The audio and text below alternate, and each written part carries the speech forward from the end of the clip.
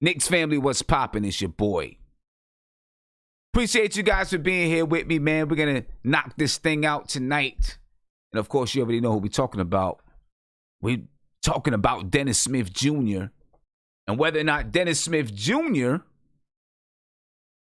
you know, do we keep him or do we dump him? So we're going to get into this tonight, ladies and gentlemen, and hopefully have a good conversation. We already got a chat built up and all that good stuff, man. So, you know, let's go ahead and let's rock this. Let's knock this out the building. Actually, no. Let me not do that. Let me get over here to my guys in the video chat. Talk to these guys here in the chat. I was about to jump into something else real quick, but let me get to these guys here in the chat, man. We got Nate the Great. We got Kevin. We got Isaiah. We got Evergreen. We're going to go ahead and knock this thing out the building. What's up, fellas? How y'all feeling, man? Let me get you guys unmuted. Evergreen, what's popping, bro? What's going on, King? How y'all? Everybody good? I hope everybody good. I'm good, man. How are you? Good. Can't complain. Ready to get it started, man. I got some provocative stuff to say. Uh-oh. Talking about Dennis Smith Jr., man. I think a lot of people kind of have their mind made up about Dennis Smith Jr. already. You know. But we'll go ahead and we'll get into it. Kevin, what's going on with you, man? Hey, everything's everything. Just ready to talk about Dennis Smith Jr. and really appreciate your platform, what you're doing and everything. Is the way we voice our opinion. No doubt about it, man. But I think tonight it'll be a strong consensus that you don't need to be here anymore. Okay. All right. I mean, you know, probably. It might. We'll see. I mean, it seems like that's probably what it is. Kareem, what's going on, man? Hey, what's up, son? How's it going, man? I'm chilling, man. I'm all right. I'm feeling good. How you feeling? I'm all right, man. Hey, Sim, my grandmother passed from COVID, man. Oh, seriously? Whoa. Oh, man, Yeah, I hate man. to hear that, man. Yeah, Wow, that's why I haven't man. been on. I've been watching the shows, though. It's been hilarious. Man, I hate to hear that, man. Condolences to you and your family, man. Condolences to you and your family. Appreciate it, man. Yeah, I know that's tough to deal with, you know? Thank you, man. Yeah, man. Rough. Dennis Smith Jr. Oh. Yeah, Dennis This is Smith going to be Jr. an Isaiah? interesting one. Yeah, Hello? definitely, for sure. What's popping, Isaiah, man? What's going on with you? What's up, Isaiah? Hey, I'm sorry, man. I'm sorry, Kareem, about that, man. What's up, guys? I'm sorry about that, Kareem, man. I'm praying for your family, bro. Appreciate it, bro. Grandmother. I know what that means, losing grandmother, so that's crazy, man. So I'll pray for her, man. Gilmore, what's up? What's going on, Sam, man? Yeah, man, let's get it popping, man. I'm ready. Oh, Sam, man, I got to tell you, man, if you can, please look out. Hopefully my cousin gets picked by Fabulous. He just did a rap to his summer challenge. Okay. And hopefully he gets picked. He's a very good rapper. I'm not just saying that because he's my cousin. Very good rapper. And I hope he gets picked for the no, shut up. God, shut up. Yeah. Shut up, Guillermo. Yeah. Man. You know what, Sim? So let me say this, Sim. Sim, I'm tired of this. I'm tired of this 6'2". I'm as tall as Steve Nash. I'm tired of this dude, Sim. This dude is an absolute horrible person. He's a negative Nancy. He's the one that if we're all doing good, he's gonna be the one to be like, you know, it's raining outside. I hate your negative ass. I hate it. I'm tired of it.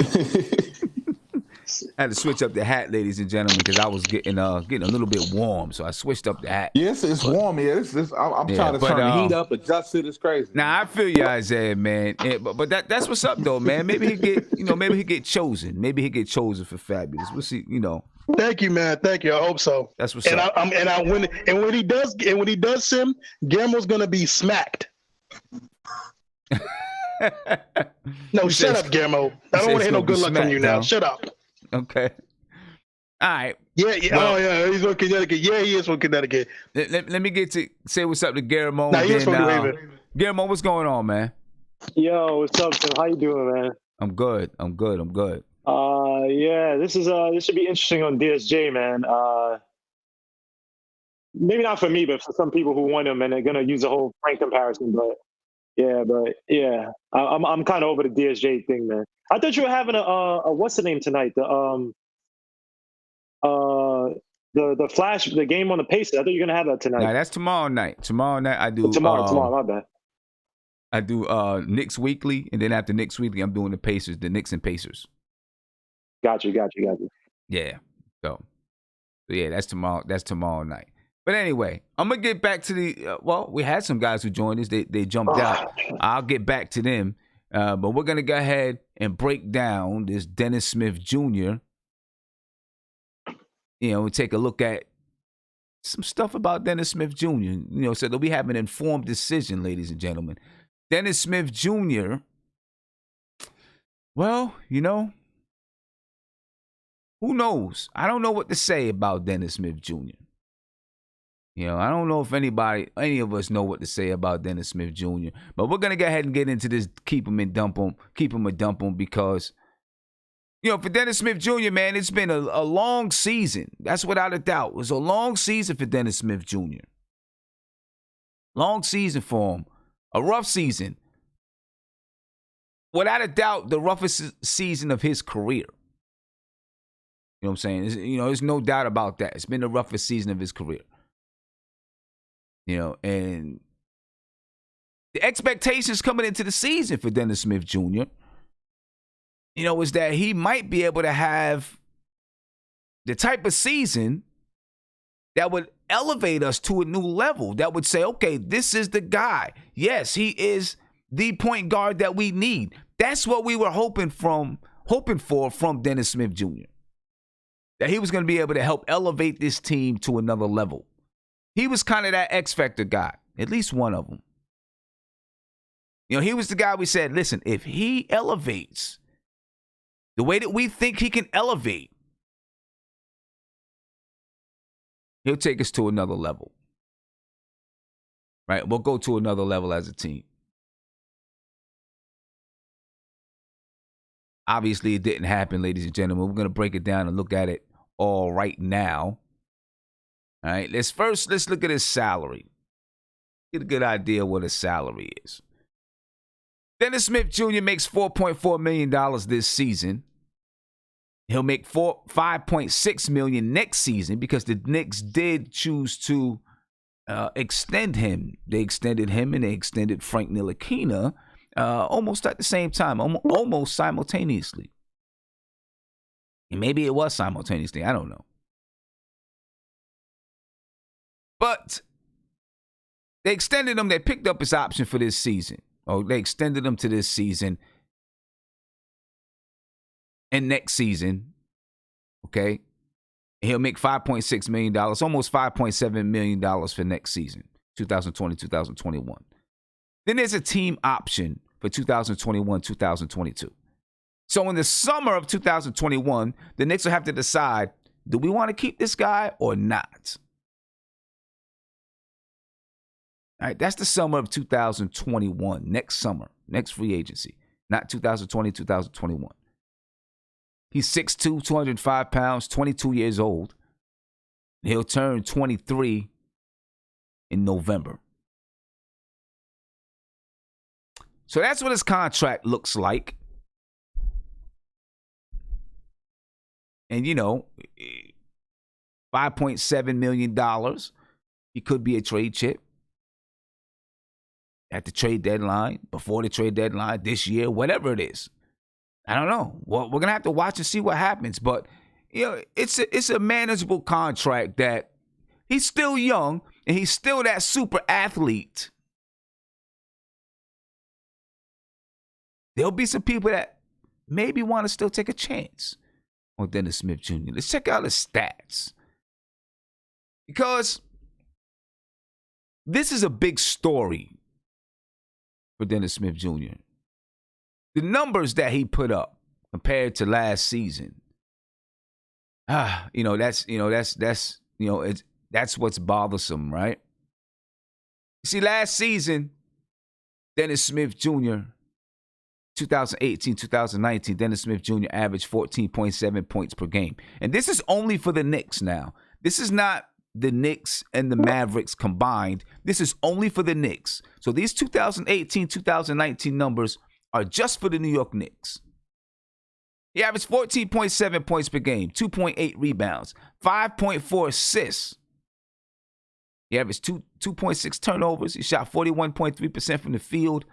He shot 28.9% from three, and he was 56.8% from the free throw line. Obviously, his shooting is a problem. It was a problem last season. It was clearly a problem this season. This year, Dennis Smith Jr., who, a lot of people had him slated in as the starting point guard over Elfrid Payton. Said, hands down, he's going to be the starter. A lot of people said it. Well, this year he averaged 5.5 points a game, 2.3 rebounds, 2.9 assists, 1.7 turnovers per game. He shot 34.1% from the field, shot 29.6% from three, and it was 50.9% from the free throw line. But there's more to the story than just the stats, but you see such a huge drop-off in stats in Dennis Smith Jr. Huge drop-off. Especially from what we expected from this guy. Now, when you look at everything that went down with Dennis Smith Jr. this season, from the beginning of the season, he was okay. We think he should be the starter. So a lot of people thought.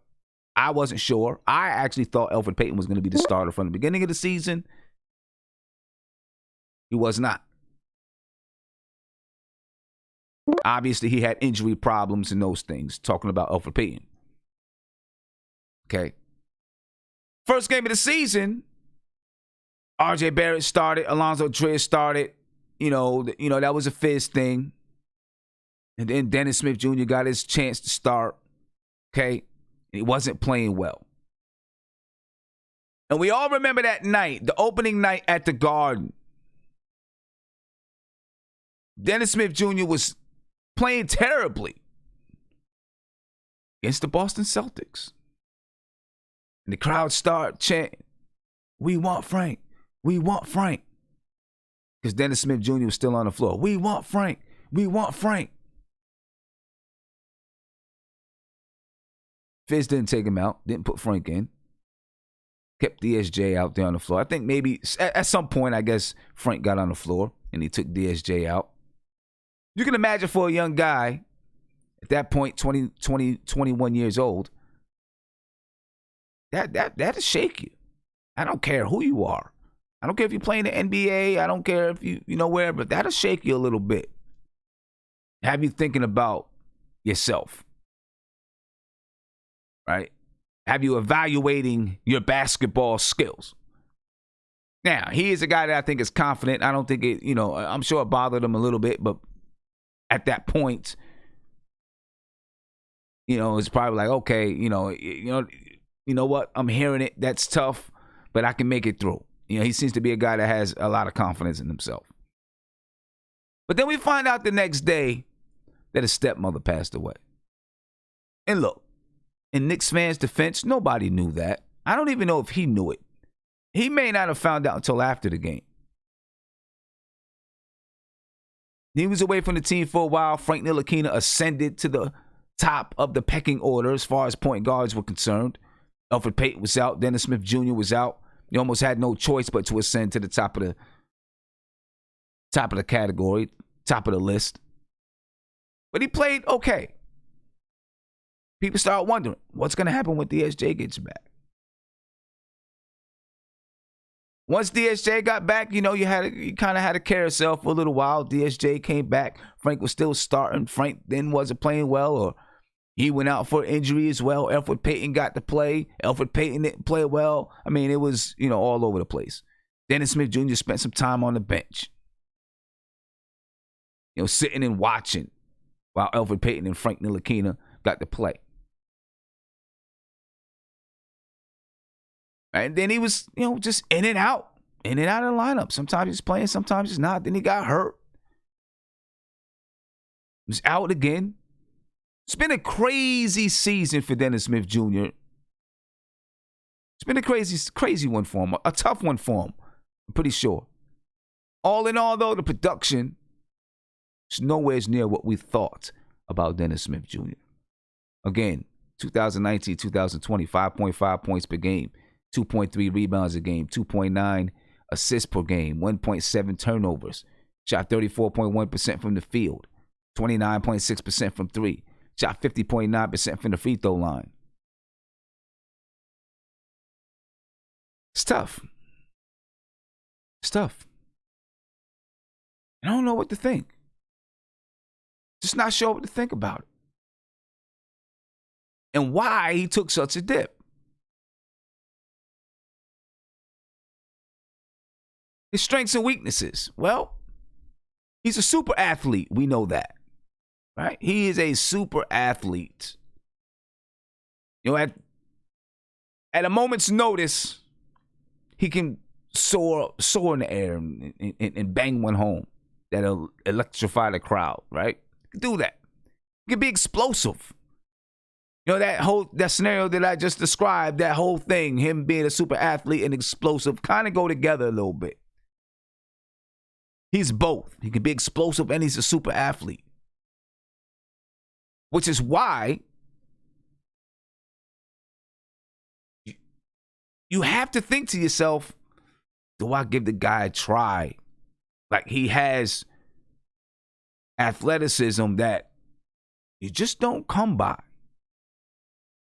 Maybe that's a gift and a curse for him. That athleticism, that explosiveness just might be a gift and a curse. Because, you know, a lot of times basketball players who are that athletic, they never take the time, because they're always superior to everyone else on the floor, they never take the time to learn the nuances of the game. They never take the time to learn how to do these little things that make you better. Because you don't have to, because you're such an athlete. You know, when you're in high school, when you're in college, you're such an athlete. You can dominate people off of your athleticism, your natural abilities, so you don't learn those small nuances. Then, when you get to a higher level, the athleticism doesn't always work.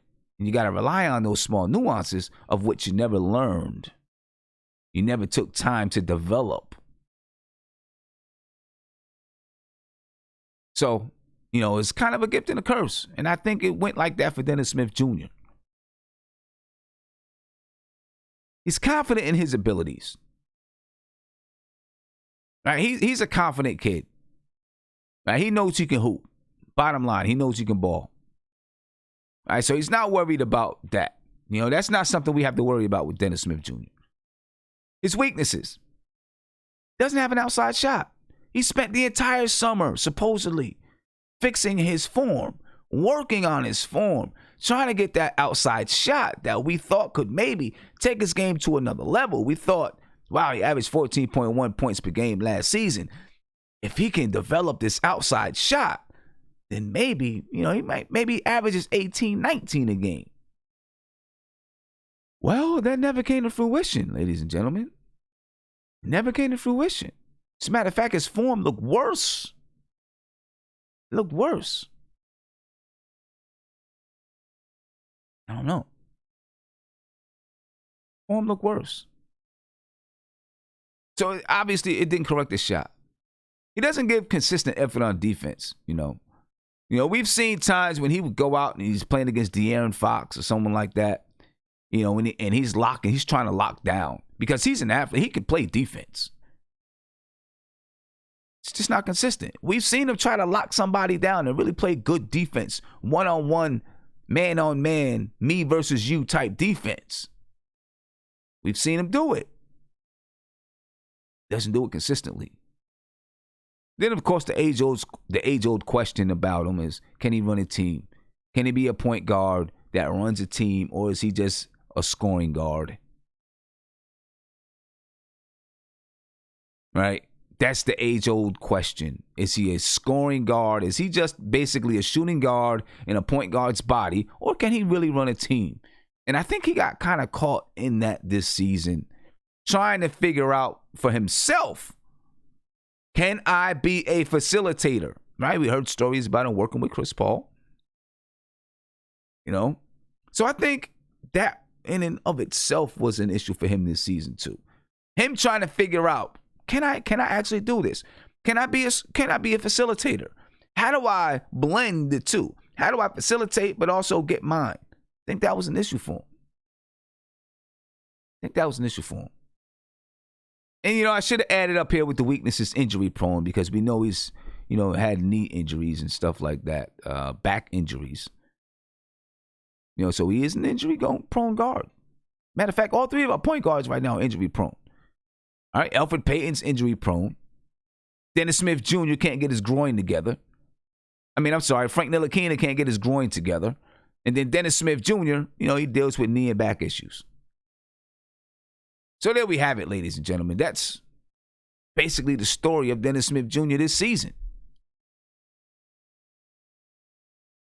And I don't know, man. Do we keep him or do we dump him? What do we do? Do we keep him or do we dump him? It's a good question. That's the question of the night, ladies and gentlemen. By the way, if you're new to the channel, do me a favor, subscribe to the channel, ring that notification bell. You'll be notified anytime I go live, drop a video, or post in my community section. And if you like hip-hop music, in the description of this video, there's a link to the Front Stoop. Subscribe to my channel on the Front Stoop. It's brand new. All right? Got good content on there. We did a good show last night. Probably missed it. Go back and check it out. But subscribe to it. Help me out. Help me get to 1,000 subscribers and check out some of the content.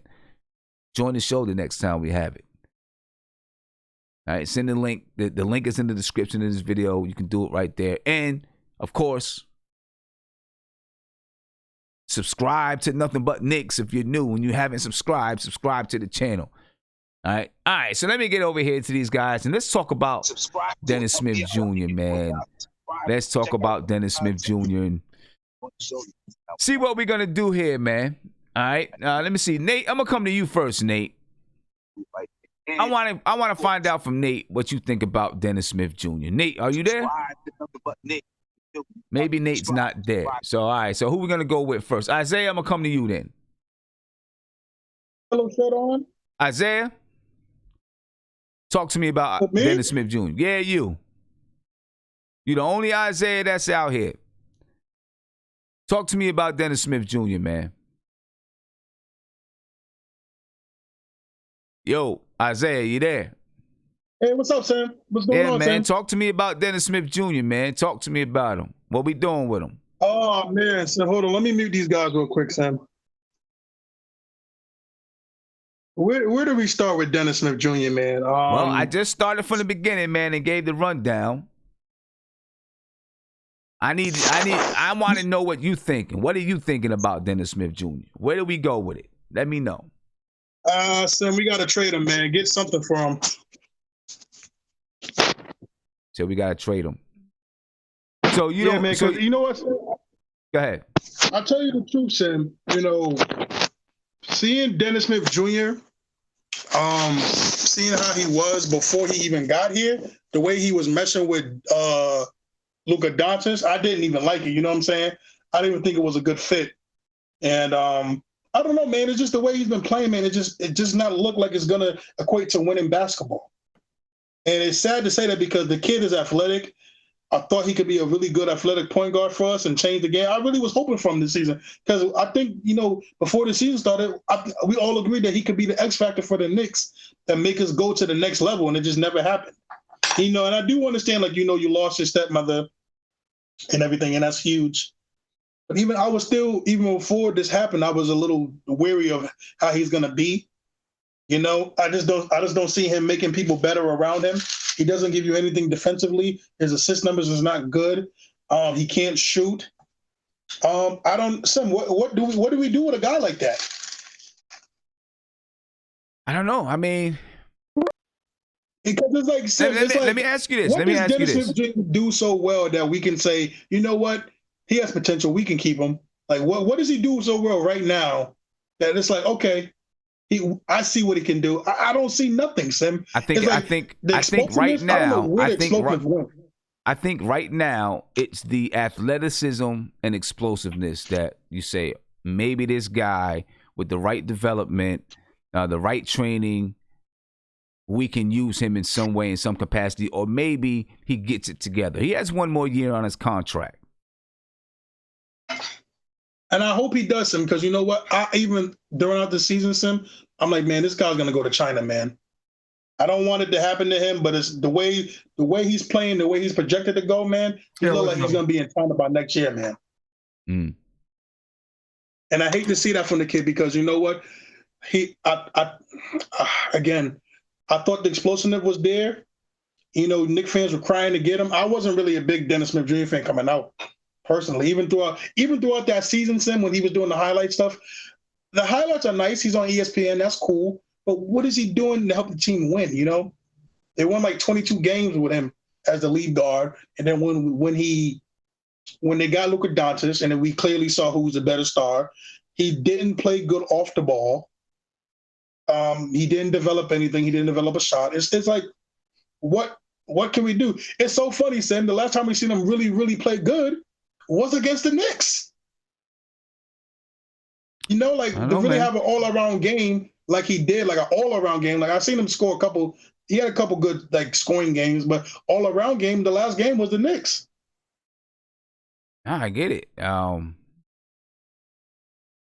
Big shout out to Mr. GQ NYC. He says, shout out to everyone in the chat. I hope everyone is staying safe and healthy. Prayers up to everyone. Peace, love, and happiness. No doubt, Mr. GQ. Peace, love, and happiness to you as well, man. Hopefully you're safe, you know, and healthy, you and your family. But to your point, Isaiah, I mean, to me, the athleticism is what I would, if I was gonna keep him, the athleticism would be the reason why. The athleticism and explosiveness, because obviously, you know, that doesn't come around with everybody, right? And it's something that is not. It doesn't. It's something that is not teachable. It's not coachable. You just have it. The thing that scares me about him is that he missed so many things that his, like I said before, a gift and a curse. He has so much athleticism that he didn't bother to learn and understand and figure out the nuances of the game, and it held him back from taking it to a level that he possibly could have went to, you know. So I don't know, man. I don't know. It's a tough one. It's sad, Tim, because I want him to be great, Tim, because I think he can be a very good service or NBA player. But I think Dennis Smith just has to, you know, he just has to focus. I mean, he has to get stuff better. You can't, at a point, you can't just use your athleticism. I think there's been too many people. There's been too many people that's been throughout this league that's been athletic that have to get better. And I've learned how to not just the athleticism, but you have to use the basketball IQ. Dennis Smith Jr. is a low basketball IQ player, but he's shown flashes that he can be smart. It's just he got to stick it all. He got to make it more consistent. You know? Yeah. Nah, I feel you, man. I'm gonna come to Guillermo, see what Guillermo has to say about it. And anyone who wants us to keep Dennis Smith Jr., please raise your hand. Let us know. Guillermo, talk to me about Dennis Smith Jr., man. Yeah, so my main issue with Dennis Smith Jr. is that he's never actually developed into the actual point guard position. He's never, since college, when he was at Cincy, he still plays, I just said in the chat, he still plays like a high school prospect who thinks his only idea is to score. You know what I mean? I'm not saying that he only looks to score. I've seen, and I've pointed this out to you many times, Tim, where he literally misses a cutting a Mitchell Robinson to the basket, or maybe a Randall cutting to the basket, where maybe, you know, Randall might be at the elbow, and then DSJ might come from the wing, and then they'll kind of set a pick where Randall set the pick on DSJ's man and then cut to the basket, or Mitch might do the same thing. I've seen it on multiple occasions with Mitch, and DSJ cannot make that slicing pass to Mitch as he's cutting to the basket. And that's something that a point guard, I mean, Chris Paul would eat that up. Chris Paul, Steph Curry, they love those plays. They get that, you know, it's like they dribble and they do that quick little flashy hard ground pass to the guy cutting to the basket. I've hardly seen DSJ do that with those guys in those situations. That proved to me that DSJ just does not have it as an actual point guard. Now, we talked about guys coming into the league and being ill-prepared and all that stuff, right? And that they'd rather take the money versus staying a few years in college. Well, with DSJ, with a career that's basically built off pure athleticism, let's be honest, his only benefit is pure athleticism. He has 2 of his ACLs. He had to get surgery on both of them. So you don't know how long that's going to last. And we've seen that when he was not healthy with that back issue, which is a very underrated injury, he was not the same. Now, the end of the season started to come on in spurts, but again, you're talking about a guy who's never really had a proper trial running with the Knicks in terms of development and stuff. But again, what does he offer from the point guard position? He doesn't play good defense. He doesn't shoot well, right? So you can't play him as an off guard. You can't really play as a combo guard. Every time he's in the game, you know he's going to try to drive to the basket or maybe throw an alley-oop if he has that, or get into the basket deep and then, do little moves here and there and try to lay it up or try to do a little hook shot or whatever. If he could get his man down low and the bigs away from him. So to me, DSJ, a guy who should have money, he's been paid millions. My advice to him would to be going to redefine yourself in the G League. Now, I know that's crazy. People will kill me for that. But for a guy who's 6'2" in the NBA, where now I'm pretty sure the average height for a point guard is probably above 6'2". If someone has the stats, you're probably right or whatever, but I just feel the point guard position is, in terms of height and that stuff, is just way higher. I think it's definitely above 6'2". And if it's not above 6'2" now, it will be in the next 5 years. It will be, right? So when you have those situations, a guy like Steph Curry, what does he live off of, right? He lives off of guile, smart court awareness, great passing, great shooting, right?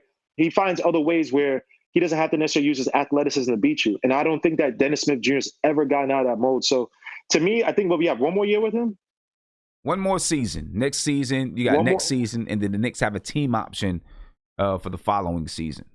Well, I'm definitely not touching that team option whatsoever. DSJ, and this is the thing about it, right? When you put in certain guys to play and when you put them in is really important, right?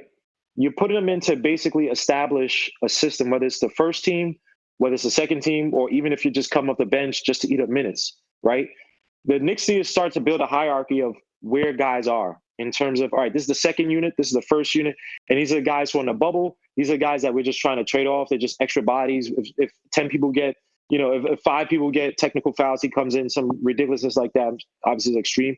But we need to be careful as to where we play him because, again, you're giving mixed signals where a guy like DSJ is playing heavy minutes, but Trier's not. Not saying DSJ was playing heavy minutes, but, I saw them force, like we saw at the game of the Celtics, they were forcing DSJ minutes, but Trier throughout the season comes in again, produces for what he is supposed to do as a combo guard and doesn't get burned.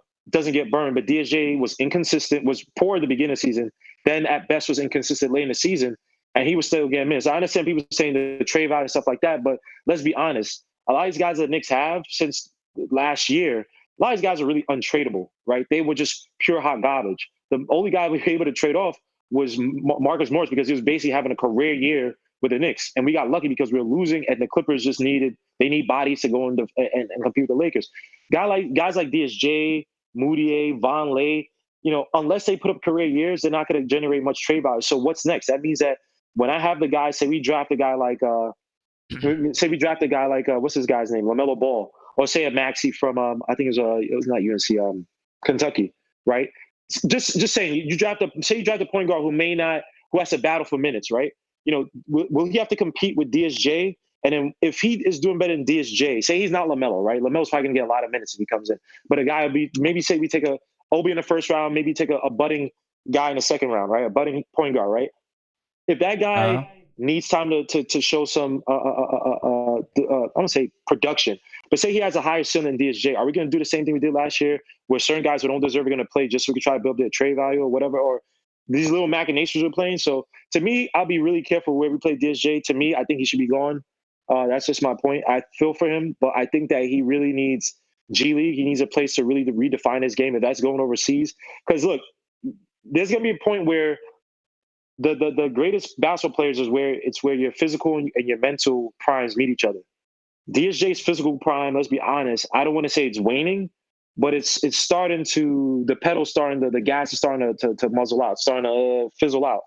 And the mental prime, I don't know where that's coming from. So you said his physical prime is starting to fizzle out? Well, in terms of he's getting these little back injuries and things like that. I mean, he had 2 knee injuries. And he's been relatively inconsistent. I know it's only been 2-3 years, right? But to me, I just don't feel that the 2 ACL injuries. I mean, the last person I remember had 2 ACL injuries. Obviously, he's not explosive. Was Dewan Blair. Dewan The one that Blair. got drafted from Pitt, got drafted to Spurs, and he had a few decent years with I thought Spurs. he But had after that, no ACLs or something like that. Oh yeah, he had like no ACLs or something. It was something sick like that. And I'm not saying that DSJ. Let me not say DSJ's physical prime is waning out, but it's not consistent. And if you had those injuries earlier, and then you're starting to get these little injuries now, your back injuries, and again, a lot of injuries that come from knees that are like, there are a lot of injuries that are derivative because of knees, because now you're putting a lot of pressure elsewhere, right? Remember when Derrick Rose got hurt? He first like ripped his knee, and then he messed up his calf or his hamstring. I can't remember, because you're putting pressure other places, right? So his DJ is just a guy. His mental prime is out there. He relies a lot on his physical prowess, which is not necessarily consistent. He's not a good shooter. Doesn't have the court awareness. Doesn't have the point guard mindset. Is basically trying to be a combo guard without a shot. I'm good with moving on. The Knicks need. I'm not saying we need a bunch of smart players from Harvard who, run a six-time 40-yard dash, but we need guys who are. If you're coming as a point guard, which I think is one of the most important positions, and for the Knicks is one of the glaring positions that we've needed to be filled for years, we need guys who are aggressive. We need guys who are headstrong, who have the court awareness, and who have that point guard mindset. Where it's like I'm always looking for guys. And at the very worst, I can score. I can shoot from the foul line. I can hit the mid range. I can take my guy one-on-one, and I could draw the defenses in and then get other guys going. You know what I mean? So DJ ain't that. So we can move on from him.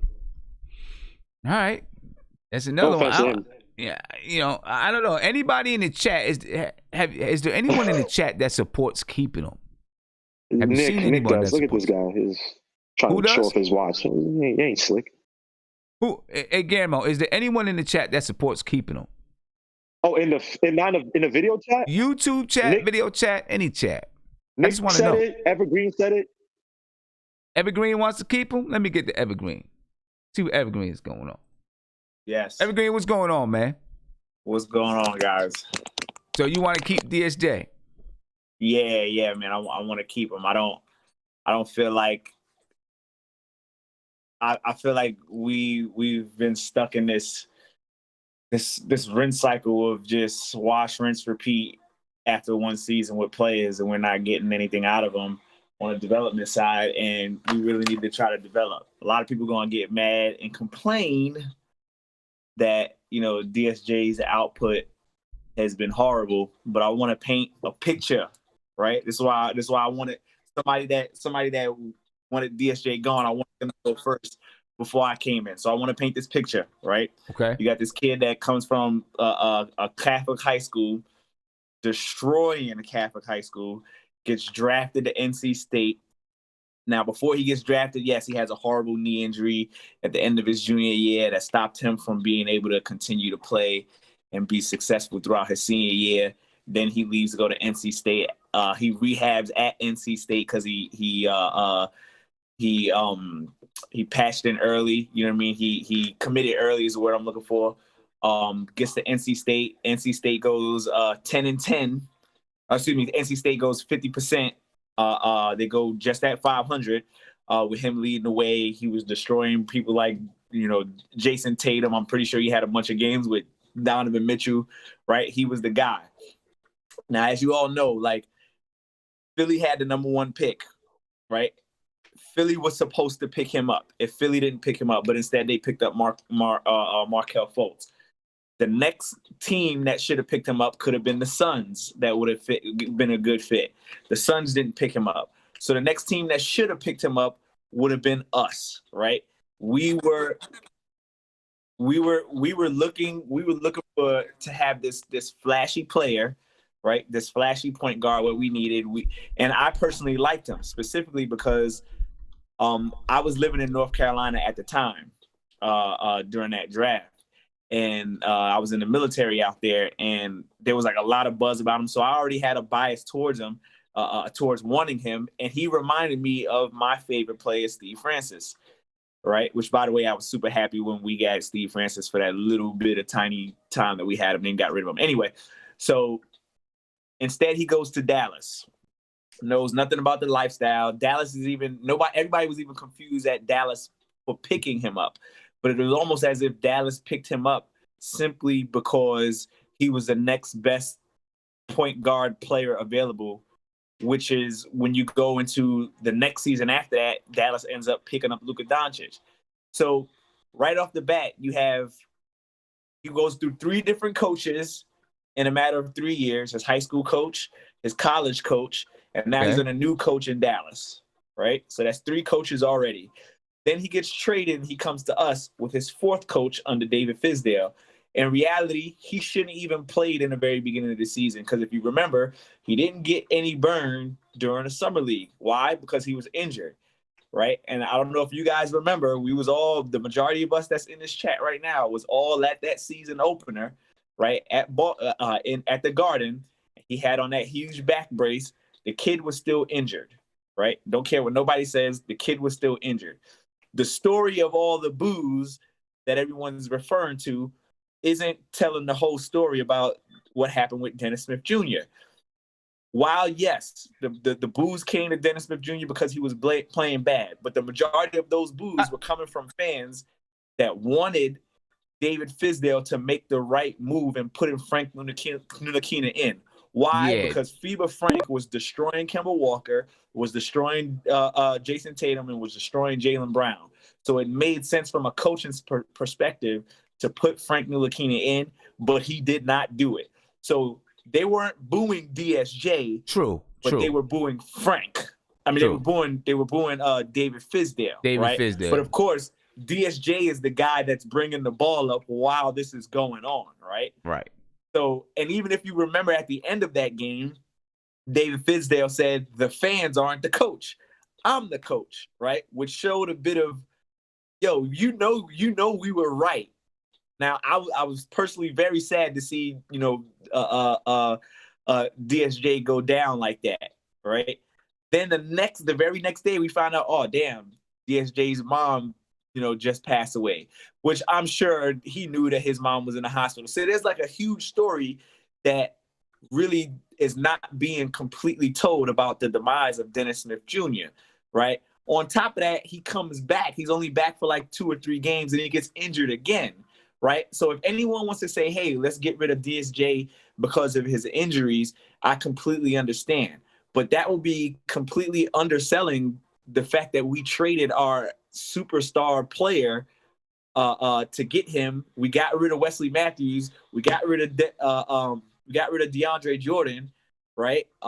We pretty much got nothing and got cap space for that, right? So I feel like with Dennis Smith Jr.'s athleticism alone, that should be enough to say, okay, we have this defensive point guard in Frank Ntilikina. We should try to develop at the point guard position and then draft another player. So if I had my choice at the point guard position, not in any particular starting order, I'm keeping Frank, I'm keeping DSJ, and I'm jumping in that draft, right? And allowing this, since we already extended him, allowing this to be the final year that DSJ has to prove himself. I personally still believe in him because I've seen, we've all seen it, but I've seen some of the stuff and some of the flashes that say, hey, this guy can make a athletic difference. But I feel like, again, now we go into him having a different coach in high school, him having a new coach in college and getting drafted, him having a new coach in Dallas who, they really didn't know what to do with this guy, how to utilize his skills. Then him having David Fizdale with a new coach. Then David Fizdale getting fired the same year. And now he's got Mike Miller. And we still don't even know if Mike Miller is going to be the coach that's going to be able to utilize Dennis Smith Jr.'s assets. So it's a possibility this dude is going to have 6 different coaches in 4 years. Well, we'll say 3.5 years just because of what's going on right now. But 6 different coaches. 6 different coaches, and we expect that anybody on this team is going to have any type of continuity is asinine to me. So I say at this point in time, hunker down on the youth. Dennis Smith Jr. is younger than Elfrid Payton. He's slightly less injury prone than Elfrid Payton as far as career is concerned, just because his career is shorter, right? Hunker down with the youth, go after a point guard in the draft, right? And allow them 3 to battle it out. right? Because having all these different point guards in rotation, yes, it was rough enough, but at least you know, hey, if one of the point guards gets injured, then you still got this drafted point guard who's going to have at a minimum of 3.5 to 4 years to still be able to develop. And if he's not, and if that person's a bust, you can still send him to the G League, bring down Lamar Peters or whoever. So I feel like the fact that we extended him alone should be enough to say, hey, we should continue with this investment in with him, right? DSJ's story is like, if you talk about the worst case scenario with everything, as far as a player is concerned, it happened to DSJ, and three quarters of it isn't his fault, right? In my opinion, right? Part of his major demise was the very first 2 games or the first 3 games of the season. The Brooklyn game, I was at that Brooklyn game. He was injured there, and then I especially noticed it at the home opener at the Boston game. He was injured, and he shouldn't have been playing, period. The fact that David Fizdale said, yeah, we're going to throw this guy in and see what you can do, shouldn't have been that. It should have been rest this guy until he's healthy, because he clearly wasn't good during this summer league. He clearly wasn't good during the opening of the damn it, what's the word I'm looking for? The preseason. He wasn't good during the preseason. He had no burn during the preseason, and all of a sudden you want to start him, or you want to have him, essentially starting and going up against a perennial point guard in Kemba Walker. That's asinine, right? So the tables were against this kid from the beginning. Now let's see about getting in this next new coach, whoever the hell this may be, and hopefully they say, hey, this kid is good enough to hold on to this project and continue to push with him, because the tables were completely against him this whole entire season. That's all I got to say. Okay. He got injured twice this season too, right? So even when he was feeling a little bit better after Elfrid Payton got injured, he was feeling a little bit better, but not enough to say, all right, he's good, we're going to start him, right? They threw him in there anyway. So you really only had one point guard in Frank that was available, and that's why we said, you know what? Let's see how this RJ thing is going to work. And if you notice, RJ came out and he started at point guard with Alonzo Trier playing at that a couple games coming off the bench at the 2. This is what gave Alonzo Trier minutes. So at the end of the day, DSJ, this is the perfect opportune time, being that we're in the middle of this pandemic, to not play, right? To rest, right? Get all your rest out and say, okay, this is your final chance to push yourself, to show us what you got. And if you can't prove it this time, we already extended you. After this extension's over, we're going to either, during this extension, we're going to see about giving you the boot or allowing you to play, right? And I think at that point in time, that's when he can say, hey, you know what? Maybe this is something I can continue to do. We saw flashes of him on the defensive end. He had a game, we had like 7 steals. He was all over the place. Everyone going to say, oh, well, we were playing against Cleveland that game. No, those are 2 pretty good guards we were playing against that handle the ball pretty decently. So I personally think that we keep Dennis Smith Jr., and I'm long-winded, but that's it. Let me ask you this one question. This is super chat from Mr. GQ. Thank you for the super chat, by the way. He said, can an NBA player be so overconfident that he actually hurts himself? He said, I feel like this is DSJ. What do you got to say to that? Yes, I agree, right? He is very confident. He is hurting himself, because at some point in time, and again, this overconfidence is something that needs to come with coaching as well. DSJ, I see you want to get back in there and you want to play, but bro, the way I'm looking at you and the way you're playing while you're in game, you're still hurt, and we're going to rest you, right? You got to have a smart, competent coach that's going to be able to know his players. We have not had that in how long? Since Mike Woodson, right? Since you know what I mean? That's the last time we had a coach that was competent enough to say, hey, this is what we need to take care of our players. So yes, he's young. He feels like he's a Brahma bull. He can take on the world, but he gets injured, right? And that's when the coach needs to step in, and the coaching staff needs to step in and say, no, DSJ, you're hurt, right? We're going to sit you and rest you. And he has to be able to be a player that says, you know what, I'm going to take that in consideration. But at the end of the day, the coach is the dude that puts that subs him in and allows that guy to play. So regardless of how confident the damn kid is or not, the coach still has to put him in the game, period. So if the kid is super confident with himself and his health, and the rest of the coaching staff sees that the kid's not healthy, you don't put him in the game. And I feel like that's exactly what happened to DSJ.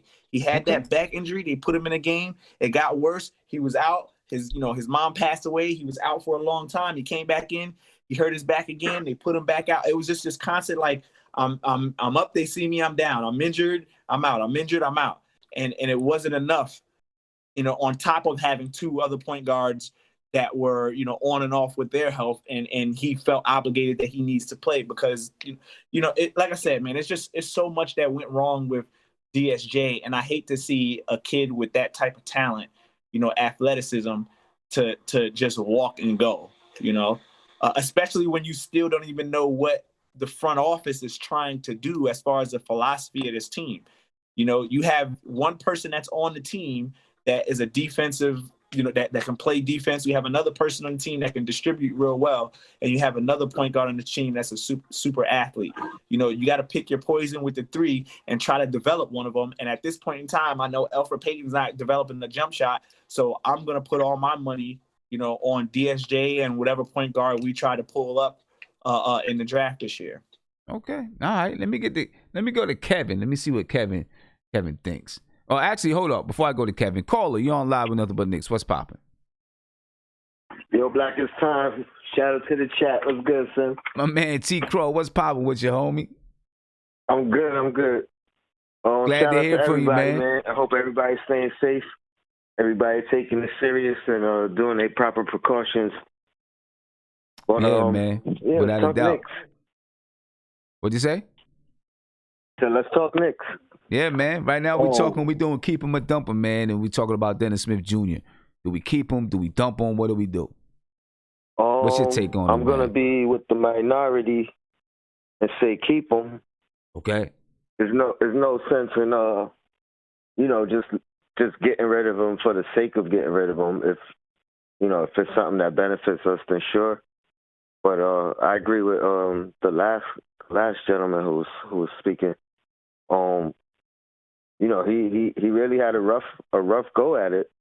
I don't think he had a full opportunity, or at least a full fair opportunity. His production was not great, but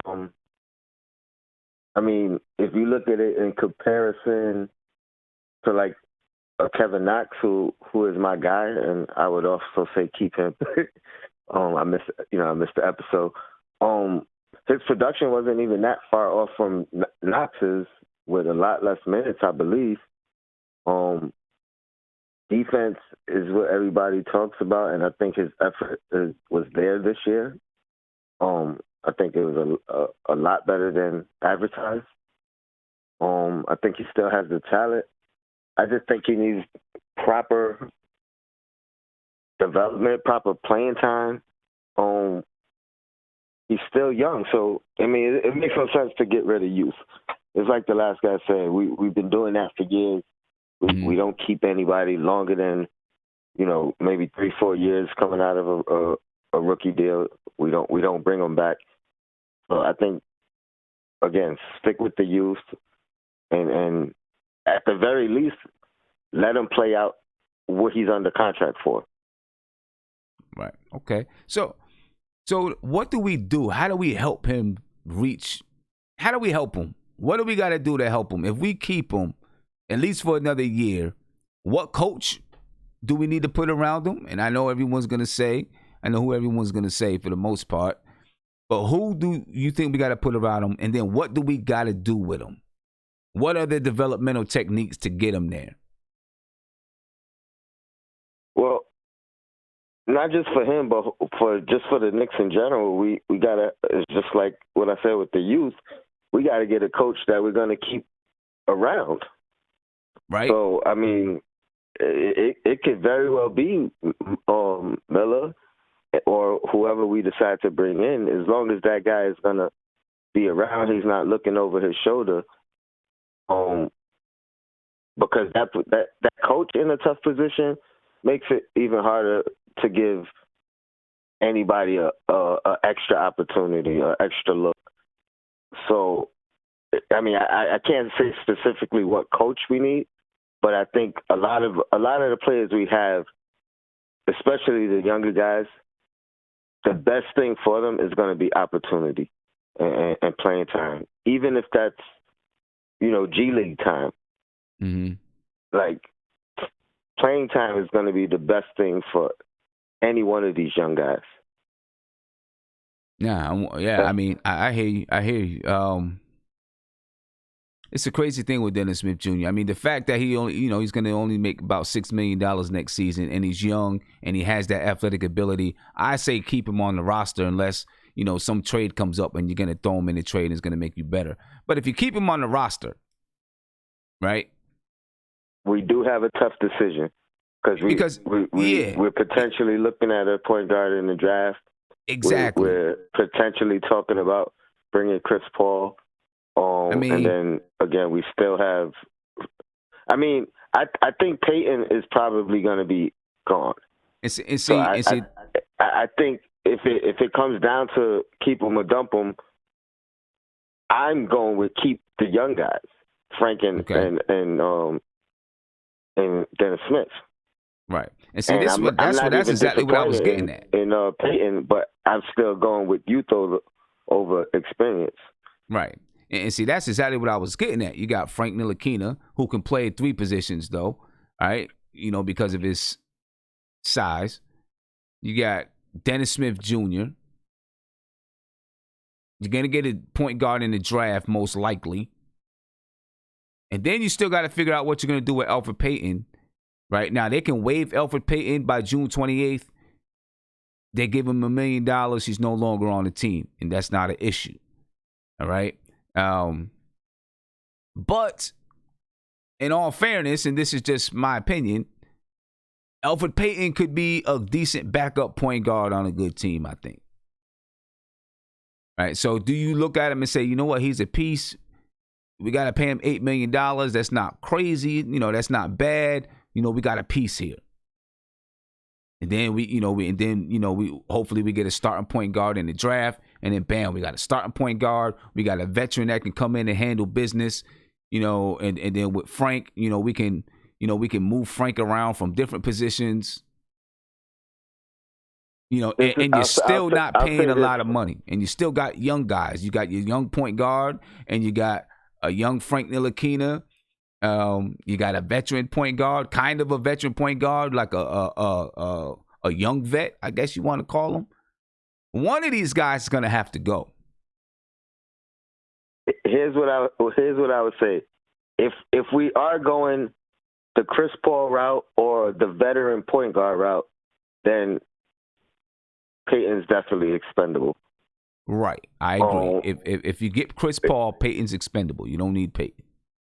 If you're looking to draft the point guard, then maybe you do keep Peyton. But if that ends up being the case, I think Peyton, just like this year, is coming in wanting to start, expecting to start. So as long as he's not going to be a disruption in that aspect, mm-hmm. and willing to earn his starting spot if he could get it, then if it comes down to it, and we got to choose between who got to go, I probably go with Dennis Smith. I like what Frank brings versatility wise and defensively. So yeah, no doubt, man. If we go in veteran, I keep the young guys to go with the veteran. If not, if I got to choose between the 3 and who got to go, it's probably Dennis Smith. Okay, all right. I want to flip script a little bit, switch gears a little bit, and we'll get back to some Dennis Smith Jr. And we're gonna do an episode on Alonzo Trier because that's gonna be, that's a whole nother story in and of itself.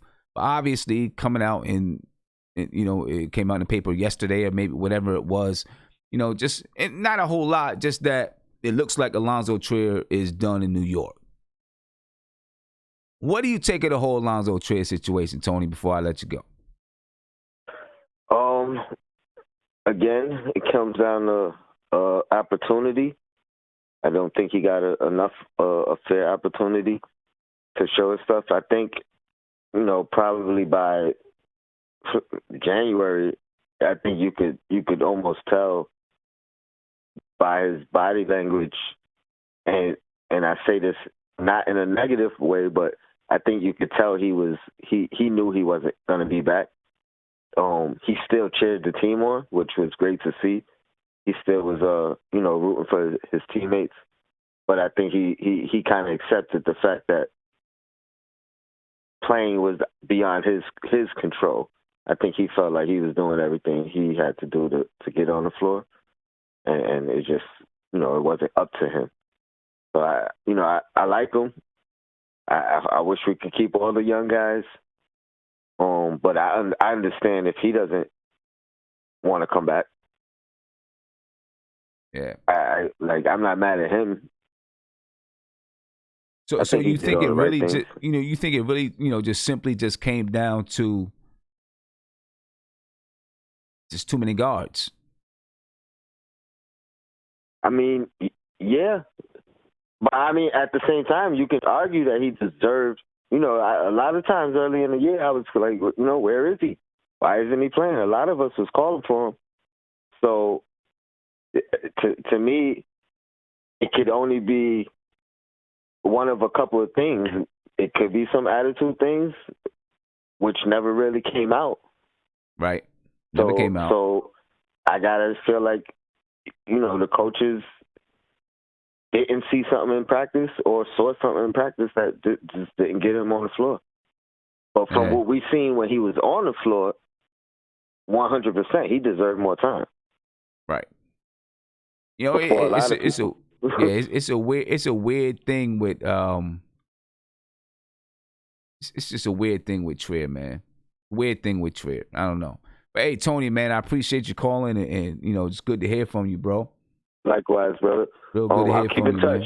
I'll try to jump on in the next one. I got the schedule. I see what's going on. So. Okay, yeah, definitely, man. I appreciate that. Shout out to the chat. Yo, Black, it's time. Keep doing your thing, son. All right, peace. All right. Yeah, ladies and gentlemen, give me a call. Let me get to another caller. Caller, you on live with Nothing But Knicks. What's poppin'? The weird thing with you, man. Hey, yo, but man, you on live. What's good? Hey, what's up, Sim? I'm chilling, man. I'm chilling. How you feeling? I'm all right. So talk to me about it, man. We're talking about Dennis Smith Jr. We talked a little bit about Zoe. We're gonna do an entire show on Zoe, but go ahead, talk to me about it, man. No. Well, first, they kind of both, count the same context. Why in the world why am I hearing anybody say anything nice about Dennis Smith Jr.? I mean, I don't understand. Like, I thought we all watched the same Knicks games. This guy is horrible on defense. Like, we lost games because we put Dennis Smith Jr. out there instead of Frank. Okay, you know what? I'm gonna defend him a little bit, though. I'm gonna defend him a little bit with some of the things that Nick G said. Right, because we talk about every other player and talk about the instability and those type of things, but we can't sit in here and act like he hasn't had the same instability as any other player that's on this team. No, I understand, but Dallas fleeced us. Dallas robbed us blind. They gave us 2 future first-round picks that, as long as they look the way they look, aren't going to be very good picks. And they gave us a guy with a back problem. He had a back problem he had a back problem his rookie year. He missed games. They literally sent him home when they drafted Luka after about a month because he had a back problem, and they sent him home. He didn't even go back and look. They sent him home. He played for the Knicks. He played like two games, then played the Knicks, and then we traded him. And they let him play all game versus the Knicks, so he went out and had 30 points. But if you really watch the end of the game, Trier destroyed him. He went at Frank real hard, and Trier went in and had like 8 points in a row. all one-on-one with Dennis Smith Jr., just took him to the hole every time. And then they fleeced us and gave us two expired, we could have, two old guys who aren't good. Well, they were expiring contracts. They were expiring contracts. They weren't meant to stay on the team. Yeah. No, I understand, but they still were two players who were old and not good. I mean, what's his name in New Jersey? He's not even starting. He's not starting over I get it. Jared Allen. I get it. I mean, but it wasn't. I mean, the trade. I understand. I'm not arguing with you about the trade and everything. All I'm saying is, when you're talking about those two guys were simply to get to clear off the books. It wasn't. It didn't matter how good they were, if they were good or not. That wasn't the purpose. No, I understand that wasn't the purpose, but it would have been nice to have got a guy we might have looked at in the future. Neither of those guys were in our future plans. Well, and then, I mean, if they would have gotten Kevin Durant, DeAndre Jordan would have been in the future plans. They would have kept DeAndre Jordan. I can guarantee that. Yeah, that's true. So yeah, you got a point. We got Kevin Durant, but that's if we got Kevin Durant, which we were never going to get.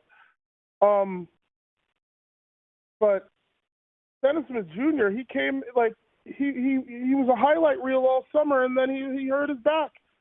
Then he's garbage for half a season. Then when he comes in, we immediately start. If we're down by 5, now we're down by 14. We are up by 5. We're down by 9 by the time. I mean, you got points. You got points. I can't argue with it. You got points. This you know what I'm saying? Was horrible. He was horrible. I mean, but listen. There are plenty of other players on the team that were horrible. And no, I understand. The Knicks were horrible. Right. And plenty. Jr. was unquestionably horrible. I mean, me, given our situation, the way where we are with the Knicks right now, and not looking like we're going to be doing anything next year, and knowing that he has an expiring contract next season, I keep him. See, okay, you know what? You got just like Evergreen said, you got one last chance to try to make this thing happen. If it doesn't happen, then we're gonna opt to let you go, right? Because they have a team option. Why would you give him a chance? He's the 4th worst point guard on this team.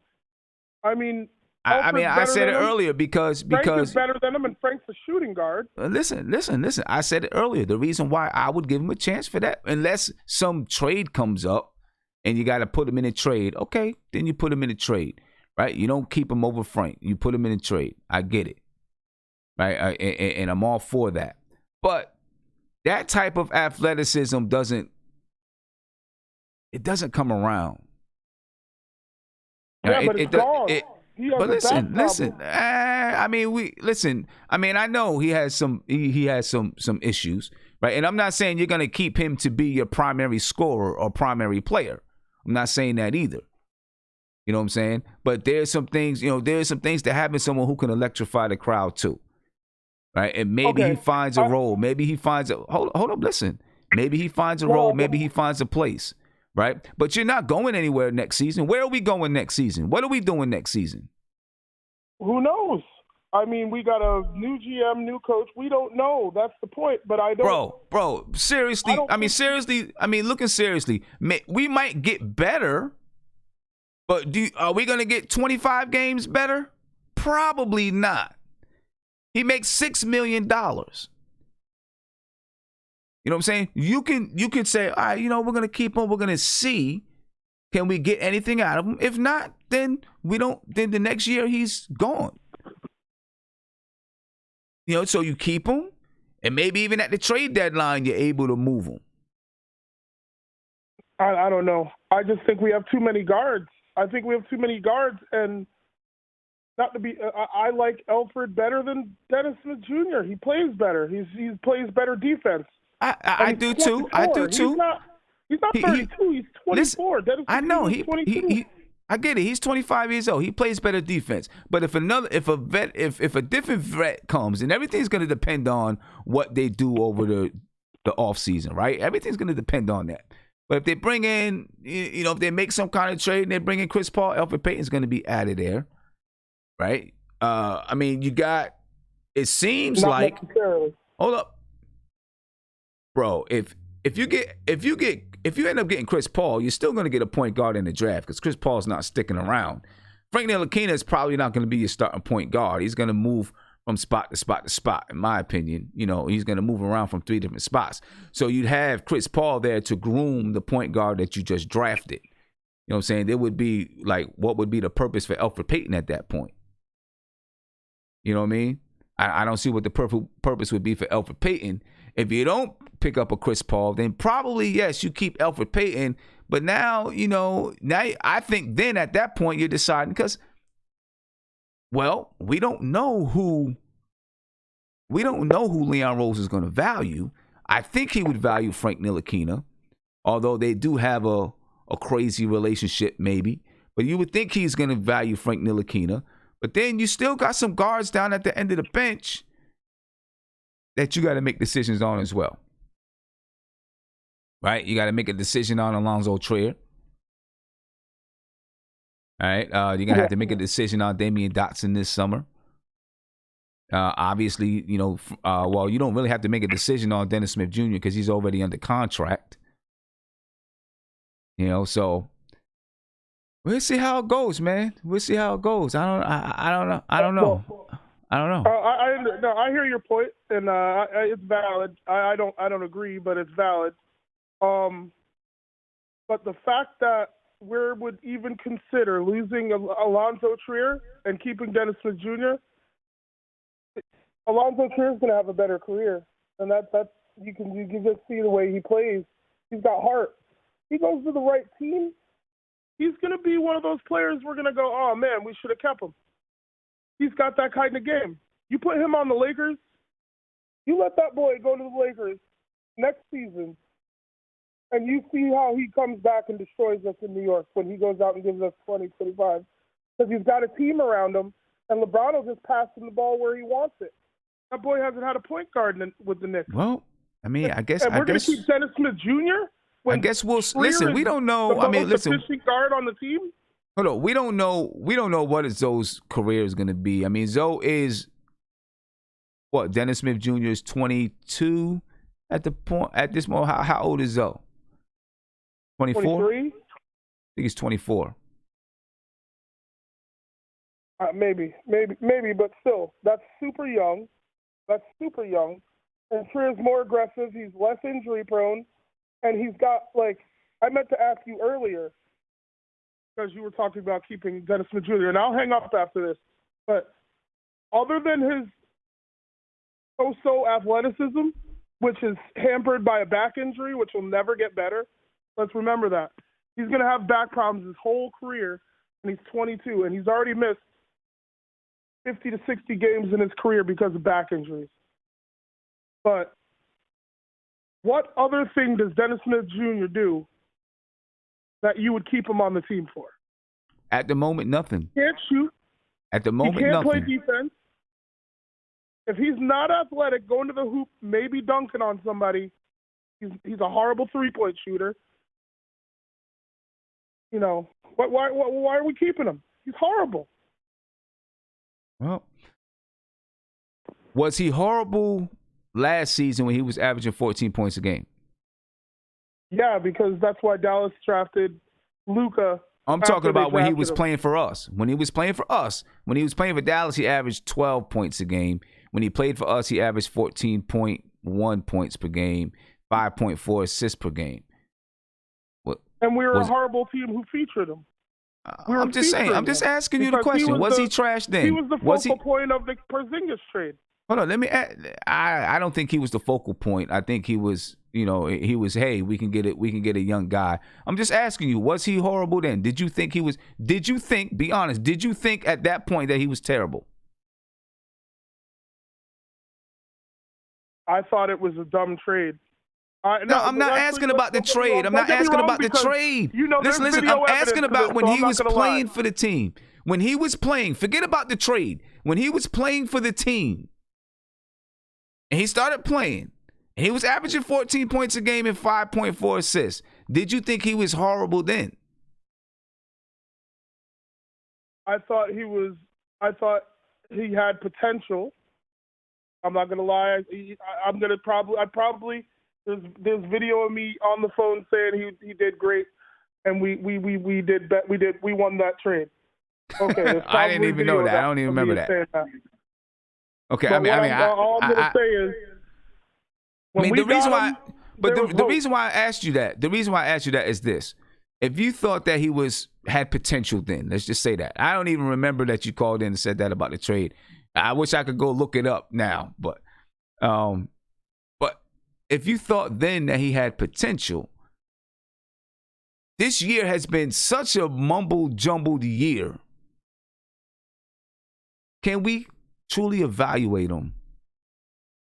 Yeah, I mean, with obviously the changing of coaches, the changing of a president, his stepmother passing away. Can we truly evaluate him? I think so. Say that again. Go ahead. I think so because he's playing with other guys and he didn't assert himself. Okay. Frank asserted himself. Alfred Payton asserted himself when he came in. Alfred Payton had like a 5-steal game. The game he came back after missing a eighth of the season. I mean, Dennis Smith Jr. never came in and asserted. If he came in and had a 20-point game, maybe we'd be talking different. But he just showed us a guy who was injured, who came back and was still a little injured, and then he kept getting injured because he had a back problem, so he couldn't work out and I just don't like back problems. So personally, back problem in an NBA player. I mean, yeah, was he better when we got him? Yeah, but he got a back injury, and now he's not good. He's just horrible. And we have. All right. I hear you, bro. And Mark Peter's still on the bench. All right. I hear you, man. I'm going to let you rock. I'm going to let you go. No. Have a good night, man. Appreciate you for letting us debate, man. We need it. This world's getting crazy, man. I feel you, bro. And God bless you all, man, and take care of yourself. Stay safe. All right. Take care, man.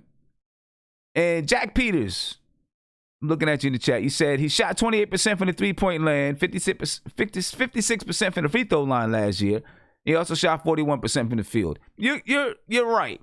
He did all of those things. So did Frank Ntilikina. He shot like that too. Frank Ntilikina shot the same way this season. Right? Obviously, we know Frank Ntilikina has the defense. Right? So everybody has something. Frank Ntilikina has defense. He plays defense. Dennis Smith Jr. has some athletic ability. He can be explosive. These are things that you can work with from both players. They're raw abilities that they have. You know what I'm saying? I mean, I get it. I understand what you're saying. My question to the caller, what I was really trying to get at was, when he first came to the Knicks and he was averaging 14.1 points and 5.4 assists, even though he was shooting bad, right? He didn't shoot well, 41% from the field overall. We all thought maybe he could raise that because it was his second season in the league. We thought, okay, maybe he can get better. Maybe he can get incrementally better, right? Well, this year was a bust altogether, all around. It was just a weird season. It's crazy. It was just stupid. So my thought and question, was there any chance that he could get back to, and I don't want to say going back to playing like he did when he first got here because his shooting percentages were horrible, right? But is this a blip? Is this a blip on his ascension upwards? How about I put it that way? Right? A lot of times you have a graph and it goes up and then down and then up and then down and then up and then down, but it's going up. Is this a blip on his way up? Because it could be. I don't know. You know what I'm saying? And it could not be. It could be, could not be. G. Andrezzi said, you don't think so. I mean, I don't even know. I don't know. I don't know what to think about Dennis Smith Jr., really. You know what I'm saying? I don't know what to think about him. Kevin, I'm coming to you, Kev. I had you waiting long enough, man. My man, Kev, I'm coming to you right now, bro. Go ahead, Kev. Oh, okay. I'm coming. Okay. Hey, Sim. What's up with you, bro? Hey, I'm feeling, man. How are you? What's I'm going good, on? man. I'm good, man. I'm real good. I'm just muting all these people. 1 second. 1 second here. All right. 1 second. Okay. Think I got them all. Yeah. I think it's time to turn the page on Dennis Smith Jr. Couple things. When it was the draft between him, Monk, and Ntilikina, we took Ntilikina, and everybody was up in an uproar. Right. And I was like, okay, well, it is what it is. Let's see what happens. And then when Ntilikina and him went head to head, both during that year, Ntilikina had the best of them. Right. Go a year later, he comes to us. So I'm like, all right, well, maybe he'll be that lead point guard, and he should take us over the top a little bit. And for some reason, for this year, it didn't happen.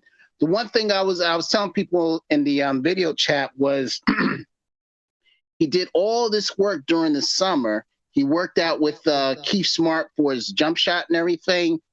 And usually what you do in the summertime, it's supposed to materialize when you get to the court. I mean, when you get to the regular season. Right. And we didn't see it. We didn't see it at all. I mean, but by the game one, he was out of the lineup because of his back, and then he had an atrocious first start. And then we learned about his about the death in his family. I really feel bad for that. And then he comes back and then has subpar games. And I don't know why, but he literally going into the season, he was supposed to be our starting point guard, and then we were supposed to have Elfrid Payton, literally be his backup. I mean, we still Ntilikina was gonna fill in somehow, but he was supposed to be our starting point guard. That's what we traded for. We traded Porzingis and a whole bunch of other players for him, DeAndre Jordan, and I forget the other guy, but it's regardless because he didn't stay with us anyway. He was supposed to be our point guard. This was supposed to be the fruit of of the trade, and it turned out to be a rotten apple, pretty much. So I think we got to turn the page, because what everybody's always saying is that we need a dynamic point guard. And with this draft, there are a whole bunch of point guards in there, and that's what we're looking for. So if he comes on, you got him, you still got Elfrid. I don't know what they're going to do with Elfrid, and we have Frank. So if he still stays, that's like 4 point guards right there. Somebody's got to go. Probably a couple of them got to go. So someone's got to go. Go ahead. No, I'm saying there's going to be a couple of them that have to go. Exactly. At least one. I mean, at the very least next season, they're probably not going to contend for a playoff spot and all that good stuff. But they at least got to get this lineup back. Not back. Yeah. Get the lineup correct, right? Get it balanced. Let me say that. Balance the lineup. Yeah, and Sam, here's the thing. He's got great athleticism. And for all that athleticism, his other weaknesses should be worked on, should have been worked out with all his athleticism. And he should have developed a more consistent jump shot, and he should have ran the team a lot better as a point guard. Maybe he's not a point guard. Maybe he's just a dynamic shooting guard. Maybe that's one of the reasons why Dallas was so quick once they got Luka. I mean, they switched picks with Atlanta to get Luka, and maybe they just thought that Luka was the guy, and he was not.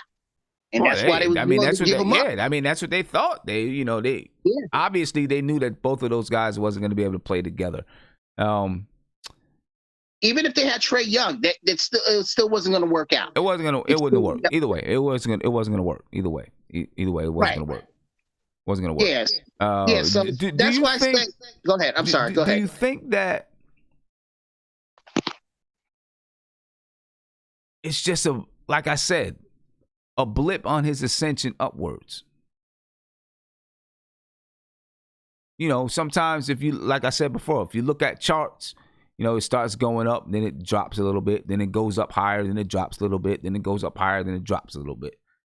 Could this be just, I mean, it was a bad season, really bad season.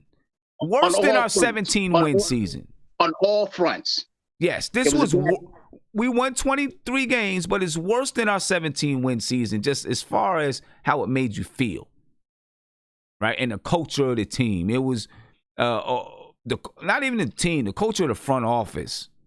Right. That's what I was getting at. Culture of the front office. That's what I was getting at. Yeah. Okay? And it was... And for him in particular, it just went bad for him. And he never got a footing this season. You know, because it happened with his mother, and then you got back injuries, and he just never got a chance to get in and really get his feet planted. Hey, Sim, let me ask you a question. With back injuries, with athletes that have these back injuries, is it destined for them to have a short career? Probably. Or if it's not going to be a short career, they're not going to play as many games, which, you know, is going to, like, for example, let's just say you didn't have a back injury and you played 10 years and that equaled what? 820 games, right? Plus playoffs. Yeah. Well, if you got a back injury, you might only play 60 games a season. You know, so, you know, if you have a back injury, maybe that cuts your career short by 3 seasons. Well, you know, to make it last a little bit longer, you only play 60 games a season then. And what if you're on a contender, you know? Right? If you're on a contender as well. If you're on a contender, then of course, you know, what they're going to do is they're going to early season games, you're not going to play a lot. And then once you get to the playoffs, you know, hopefully you're ready. Yeah. And then if you're Chris Paul, you get injured in the playoffs. So. Yeah. You know. Yeah. You know. Yeah. My man, I just feel bad for the for the kid and everything, because he's still a kid pretty much. Yeah. And man. I mean, if he stays with us, I honestly don't know which coach, how they're going to use him if he's still with us. My gut tells me that he should, they should move him. I don't know where. Get whatever you can for him.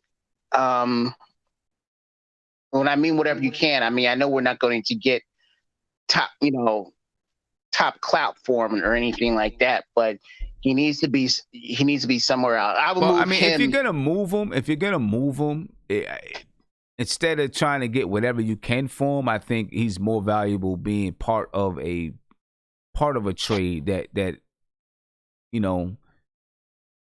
that's gonna have 3 or 4 different people being moved. You know what I'm saying? Because his money can match and stuff like that. What do you say to this? Big shout out to Rare Form. Thank you for the super chat. You said DSJ is better than this. All the kids regressed, however. I believe his game is more predicated on having an athletic big man to pick and roll with or throw lobs to for him to be more effective. Well, I mean, but we had Mitch Robinson. Case closed. I mean, Mitch Robinson was that, an athletic big man that he could throw lobs to. That's what Mitch was. That's what Mitch did. Exactly. Right? Exactly. I mean, Rare Form, if I'm wrong, you know what I'm saying, put it in the YouTube chat if I'm wrong, man. But isn't that what Mitch was? Mitch was that big man. Mitch was that dude. He was that dude. So, I mean, I don't know. Let me come over here to Nick. Let me get to Nick and see what Nick's got to say about it. All right, and then I'm gonna get to a couple more phone calls, and then I'm gonna get up out of here. I do want to let you guys know, man. On the front stoop at 12:30, a video premiering live. Swiss Beats was on Instagram Live earlier with Charlamagne the God, and he talked a little bit about the beat battles, the versus beat battles. So check out that interview on the front stoop right after this at 12:30. All right, I'll put the link in the chat. Anyway, let me get to my man Nick. What's going on, man? What's your thoughts on this, man? So every time I hear everybody just say dump them, and I'm kind of like along with you. You can't just dump guys, and this is the same Julius Randle argument. I would rather trade guys while their value is highest. So you think about the Marcus Morris trade, same thing that I said with Julius Randle. You want to at least give him a good season with a good coach, because I do feel like, and no one is pointing this out enough, Fizdale, the first person Fizdale worked with was Kevin Knox in the offseason. As soon as the offseason started working with Kevin Knox. Kevin Knox proceeded to have one of the worst seasons of his entire NBA career. I don't think he could get any lower than he is right now. Dennis Smith was the other one that Fizdale and Marcus Smart, Keith Smart worked with, and Dennis Smith shot is worse. I don't know if you heard any of the interviews with Jonathan Macri and Dennis Smith's trainer. Did you at all or no? No, I didn't. So Dennis Smith's trainer said that he is now working to rebuild his shot from ground up. After Keith Smart said he was working to rebuild and work that hitch out Dennis Smith shot. And he said on that show, and anyone could go back and listen to it, he said to Jonathan Macri that if he were the Knicks staff, he would stick with all the young guys. He said that Dennis Smith was promised the starting spot, right? And Dennis Smith, of course, like I said, he worked with Keith Smart, all that stuff. But Dennis Smith got broken heart-wise when they gave it to other players like Elfrid Payton, which was a bad move if you promise this guy the starting job from the offseason. Because he wears his heart on his sleeve. You know, that right. Kid, he remember when he fell out with the people in Dallas, they said that he had a problem with, not that Luka was better than him. He never had a problem with Luka being better. He didn't have a problem deferring to Luka Doncic, but he was mad at the fact that they changed the way they treated him because Luka Doncic is just there all of a sudden. And I understand that part. So you talk about this kid who has immense talent physically. The injuries is the biggest problem. But I would rather, if we have Kenny Atkinson, I would think Tom Thibodeau could put a good offense in. But whoever it is, to maximize Dennis Smith and then we trade him. Because I don't feel like he truly fits if he's not going to shoot. He has to be able to shoot. But if you're going to trade somebody, you maximize the talent first, get them at their highest tradable point, and then you ship them out. And it doesn't make sense to just ship him out right now. There's talk about Orlando liking him. So if Orlando wants him as is, and they're going to give you, what is it, like the 17th pick, maybe, for him, like a first-round pick, you take it and you run.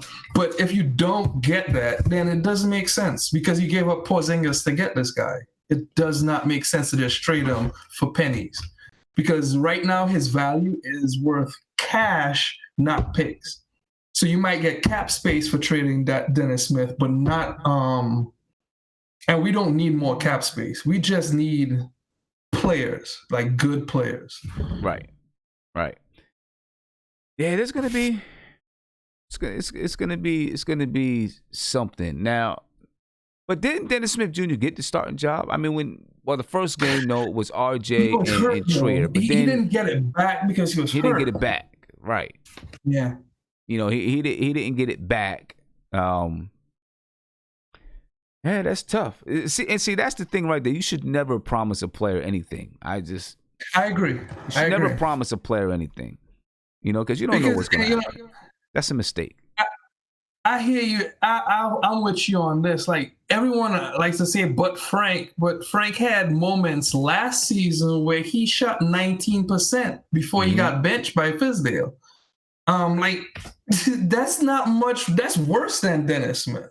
You know, that's literally I looked at Frank, and I'll keep telling this to other guys. Like, guys were backing 6 feet away from Frank and doubling up on Mitch or taking away the lobs from Mitch. Like, when you have stuff like that, and I'm not saying that Dennis Smith isn't any better, but you're literally trading one worse thing for another worse thing. I always believe you should go after guys who could play defense and play offense, but it's very hard to find 100% guys that could play offense and defense.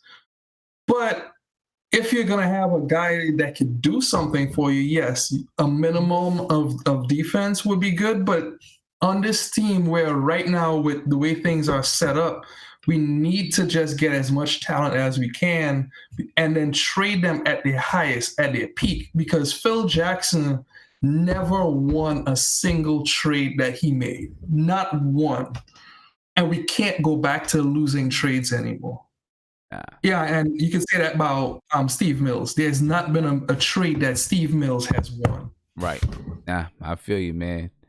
Let me get over here. I got a couple minutes left. Let me get to Andrew and Aunt G. I don't know if these guys even pay. Let me get the Ant. Because I see Andrew's in the conversation. Ant, what's going on, man? What's your take? What's poppin', son? How's I'm it going? good, man. I'm good. Talking about Dennis Smith? Yeah. I mean, I don't want to sound like a broken record with everybody else, but I don't see the point. All right. I mean, that's all you guys say. Shoot, you don't see the point. I mean, yeah, because we got the option to keep Alfred Payton, Frank, to draft the point guard. Yeah, I say try to see what you can get for him at this point. I think he's mentally broken, and it's hard to, fix that in New York. So I think he needs to go somewhere and it might be best for him to just start over fresh someplace. Yeah, like somewhere like Milwaukee or somewhere where it's not too much attention and he can just go and work. You know what I mean? But New York, I don't think it's a good spot for him right now. Nah, you're probably right. You might be right. Yeah. You might be right. Somebody asked me if there's any players that I want to dump. Yeah, I mean, there are players that I do want to dump. Players that we're gonna have to dump. Alfred Payton could be one. Although I like Alfred Payton, his contract, he makes $8 million a year. With Alfred Payton, we're going to have to wait and see what happens over the offseason and what kind of point guards we get. Yeah, right? I think if we draft a point guard, I'd rather take that $8 million he's getting paid and get me a shooter. Yeah, it would still be nice to have someone who can kind of help stabilize the team if they need be. Right. But, at $8 million, you can find someone to do that without having to pay him $8 million, I think. Yeah, I think so too. Bobby Portis, you got to let Bobby Portis go. He makes $15 million a year. I'm not paying Bobby Portis $15 million next year. You got to let Bobby Portis go. Taj Gibson, I like Taj Gibson. I really do like Taj Gibson, but I don't want to pay him $10 million. No, that's a lot. Right? So I got to waive Taj Gibson. He's one of the guys that I'm trying that I got to waive. Wayne Ellington, he got to go. If I can waive Wayne Ellington and bring him back as a shooter on a veteran's minimum, maybe I would do that. But I'm not paying him $10 million. Only one I'm really interested in keeping, if he can regain that form, is Reggie Bullock. I think he can still help us. I like Reggie Bullock. Yeah, I would definitely keep Reggie Bullock. Right, and then you got some guys that's down the end of the bench that that might end up going. What about Doc, man? What about who? Doc. I mean, I'm not sure. I don't know what we do with Damian Dotson and how that's gonna go. I like Damian Dotson though. Me too. I don't want to move Damian Dotson. I like Damian Dotson. Alonzo Trier, I like Alonzo Trier, but I think he's gone. So yeah, I think he's going to Brooklyn. Yeah, I think Alonzo Trier is. I think Alonzo Trier is going to go. And in Brooklyn, he might go to Brooklyn. He might move right across. Yeah, might go right across the river. Yeah. You know what I'm saying? He likes being in New York. Wants to be in New York. Well, he can go to Brooklyn. Yeah, that's and KD he can be with his boy so. KD. You know what I'm saying? So yeah, there's definitely some people that I want to move and that I know is not going to be back on the team. So, will we get an entire roster overhaul? Probably not. It's not going to be an entire roster. Which is not a good thing. You don't want an entire roster overhaul every year. You know what I mean? Right. You got to keep somebody around. Right. So, is Andy here or what's he doing? I don't know where Andy's at. Andy in the building. I see him there, but I don't know if he's ready to talk or not. You know what I'm saying? But, well, Let me get to Andrew right quick, and if Andy comes back, I'll get to Andy, but I'm going to get up out of here. All right. Andrew, what's going on, Sim? man? You in the Thanks for having same me boat? on, Sim. Yeah, I appreciate you for being here, bro. You in the same boat, man? Huh? What happened? I said, you in the same boat with DSJ, or do you have something new to give us? I mean, I feel like, me personally, I mean, I know you feel like, you don't want to give up on him. He's a young guy. But me personally, man, I would trade him due to the simple fact, because I know this is just me saying this. I don't know if you are aware of this or other people, but on Instagram, I was like, following some people on Instagram or just looking at some posts people liked. And I seen photos of him before the season in summer, and he was in a strip club like every day. I'm like, I'm serious, Sim. I'm not making this up. So the beginning of the season, he was fat. That's what messed him up. He was fat, Sim. You know what I'm saying? He had no definition on his body. Then they said he was hurt. He was grieving because family situation. I'm like, why are you at the games talking about playing? And then you stated that he was complaining that he felt like he deserved to start. If that's the case, then you shouldn't be a part of the team if you're grieving about someone passing in your family, which is a serious matter. But he was fat, Sim. He started the season. He came. He was fat. He was out of shape. He couldn't even. I don't know the improvements on his jump shot. And then they said it was his back injury, and they were trying to protect him with that back injury. I know it wasn't that. He came out of shape, man. Like Andy said, he was felt in fat. He came in out of shape, and he wasn't ready to go. That's what messed him up. You know what I'm saying? Well, and you definitely don't need a guy like that. You don't need a guy like that. Yeah, that's what I'm saying, because you get paid millions of dollars just to stay in shape. Like, it's not hard to stay in shape. You could just ride the bike to stay in shape. Yeah. How do you come into the season fat? And that's what messed up his game. He couldn't get around people. He wasn't as explosive, and his jump shot wasn't evident. That's why they had to sit him down for so long to get him right. So he trimmed down, and then even when he trimmed down, he was inconsistent, and he's not a floor general. So if he doesn't have the ball in his hand, he's not effective. He's not a great playmaker. Period. Even the ball's in his hand, only thing he could do is just throw it over the top for the lob, and he's not a great shooter. Okay. Let me ask you this. Yeah. Just flipping the script a little bit. Still talking about point guards. What do you think about this guy, Kira Lewis Jr.? Well, I can't be on.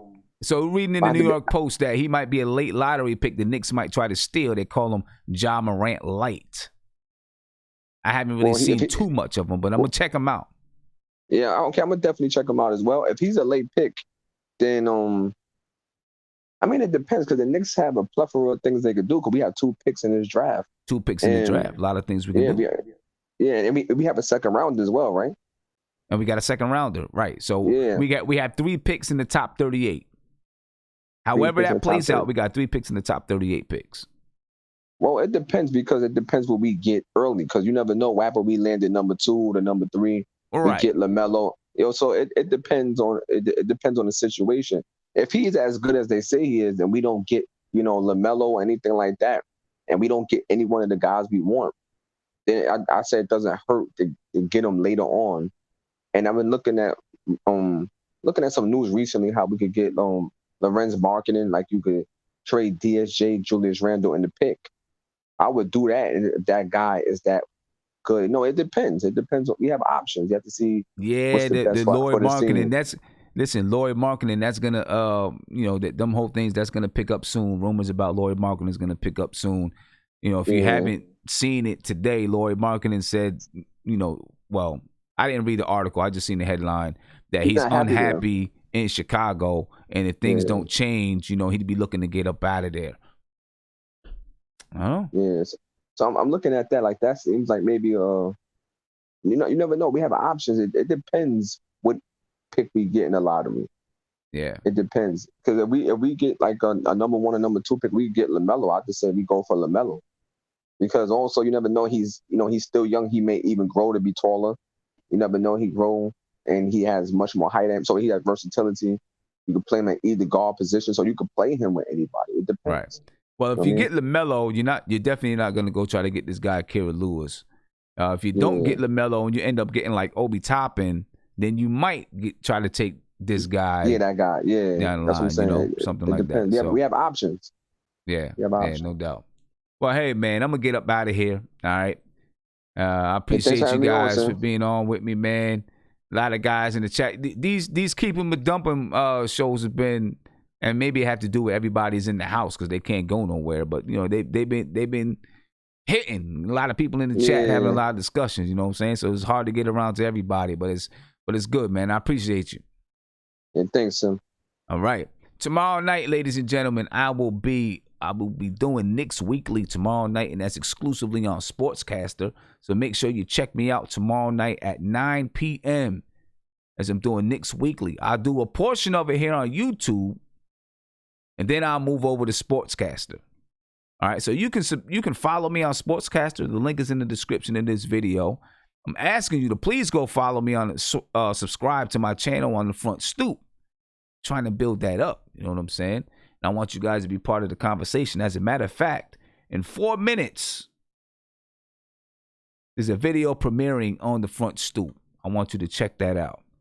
All right, in 4 minutes at 12:30, there's a video premiering. Please go over there and check out the Front Stoop. Jack Peters, you're welcome, man. I appreciate you for being here. All right. Remember, tomorrow night, 9 p.m., I'll be doing Knicks Weekly. And then right after Knicks Weekly, we'll be doing Classic Knicks, and we're going to take a look at the New York Knicks versus the Indiana Pacers. Game 7 of the Eastern Conference Finals, the 1994 Eastern Conference Finals. All right, so make sure you guys check that out, ladies and gentlemen. And I'm going to leave you with this. I'm going to say this to you. With all this stuff going on, you got to be creative in the way that in a lot of things. You got to be creative in the way that you get in contact with people, the way that you spend time with family and friends, because you're social distancing and all that stuff. You got to be creative. Be creative at the job. You're not if you lost your job, I'm sorry about that. So you might have to be creative on how you legally make money. Be creative. So what I'm saying is be an innovator. Don't be an imitator. Innovate. Be a creator. Right? Create your destiny. Be an innovator. Don't be an imitator, ladies and gentlemen. And one last shout out, big shout out to Rare Form. Said, I like Dennis Smith Jr., but not this season. But he is expendable. Might as well try to get something for him. Hopefully, we draft a star point guard. I just want to support the channel. Appreciate you, Rare Form. Thank you for supporting the channel, man. But like I said, ladies and gentlemen, be an innovator. Don't be an imitator. Create your own path. Blaze your own trail. Especially in these moments, all right? I'm out, ladies and gentlemen. I will see you guys tomorrow night at 9 p.m. Make sure you go over to the Front Stoop right now, all right? Starting in 2 minutes. You listen to Swiss Beats talk to Charlemagne the God about the beat battles, ladies and gentlemen. Peace.